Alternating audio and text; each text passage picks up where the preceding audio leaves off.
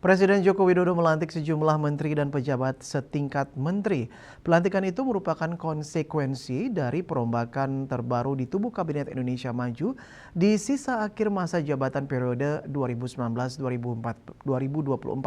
Ada dua wajah baru menteri yang dilantik dan satu lagi merupakan wajah lama. Perombakan ini dilakukan untuk mendukung proses transisi pemerintahan.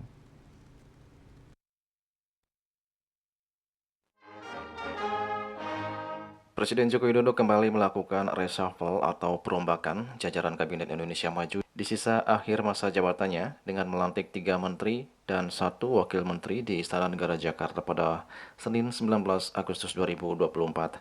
Reshuffle Kabinet didasari aturan Kepres nomor 92/P tahun 2024 tentang pemberhentian dan pengangkatan Menteri Negara Kabinet Indonesia Maju periode 2019-2024 dan Kepres nomor 52/M tahun 2024 tentang pengangkatan Wamenkominfo periode 2019-2024.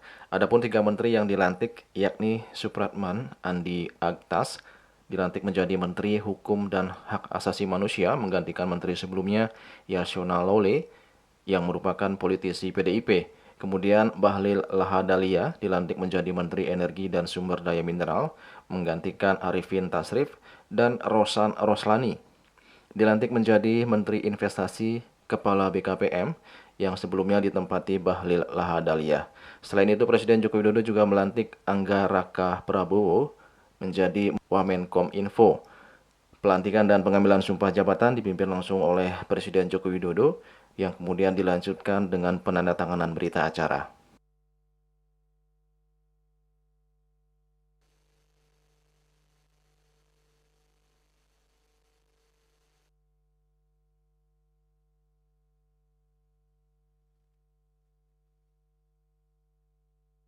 Selain melantik 3 menteri dan 1 wakil menteri, di hari yang sama Presiden Joko Widodo juga melantik 3 kepala badan, yakni Profesor Dadan Hindayana sebagai Kepala Badan Gizi, kemudian ada Hasan Nasbi diangkat sebagai Kepala Kantor Komunikasi Kepresidenan, dan Taruna Ikrar sebagai Kepala BPOM.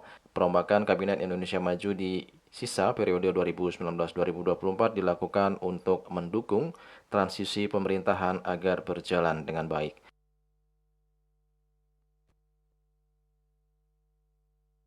Juli Suwarti dan Ketut Sumadiasa melaporkan.